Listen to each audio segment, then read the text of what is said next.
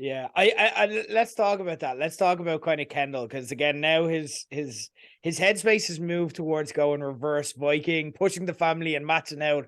And now kind of that's where we're at. And Kendall this week reminded me of, I once knew a guy who he'd do something once and then he'd be like, now I'm going to be a millionaire because I achieved this one thing. You know what I mean? It's something that like anyone could do or whatever. And like, he had to make it his entire life. And, just and to be honest, it was because they probably just didn't have any life or didn't have any plan outside of like, I've done this one thing that many other people have done. It's like, what if I fly a plane but backwards? And it's just like, that's not a business. That's not a kind of that's what Kendall is reminding me of here. You know what I mean? Again, it's something who like there's no coherent plan or basis for anything that he's saying. He's like, I want to, keep control of the company. I want to still buy Pierce, and now I want to buy Gojo. And like, there's no way that all of that happens. Like, you don't have the money to buy all of those things. Like, you need to sell something to make money. It's not coherent in any way. It just comes across as like Kendall in full addict mode, proud of himself because he did one thing half bad, and he's just gone straight into Messiah, I'm here saving the world, like shouting at his ex on the street, going, I'm protecting the world to make it a better place for our kids across 6 continents. It is impossible to deny his momentum because there's a vacuum of power with Logan's passing. But anytime we've seen Kendall try to make his bullshit real, he usually ends up just reverting to his inner child and like crying in a blankie. Like, that's what we know happens at the end of this manic phase for Kendall.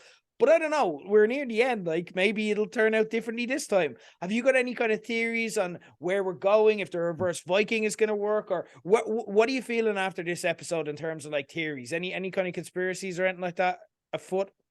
Oh, I don't know if you want to ask me conspiracy theories because I got a whopper of one here. Okay. Okay, well, first of all, I think I agree with what you said about the start about Kendall. Like, I think he's very much. It feels like he's playing a role. It doesn't feel genuine. It feels like he's just trying to be his dad. Yeah. Like, absolutely, and he gets called out on it multiple times, and it feels like he's just like, is this business? He's like, is this business? I'll make a deal with Frank. Come here, you and me. We're going to take this whole company. And I could imagine like the next scene would be him going into the next room and being like, Carol, you and me, buddy.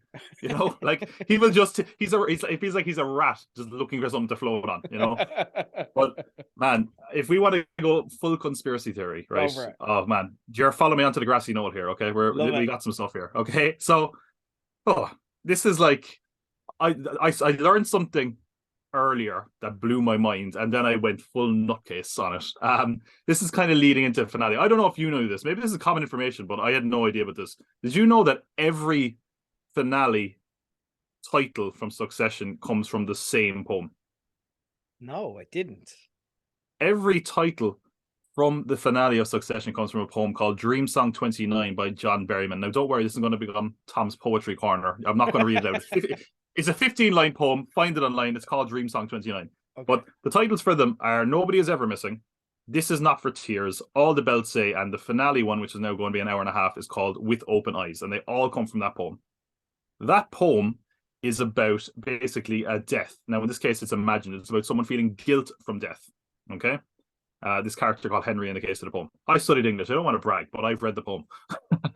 So every of those finales in some way involves the death of your man, is Andrew Dodd or Anthony Dodd? I can't remember. The kid, the waiter, basically. The first episode is obviously him. The first finale is obviously him killing the child.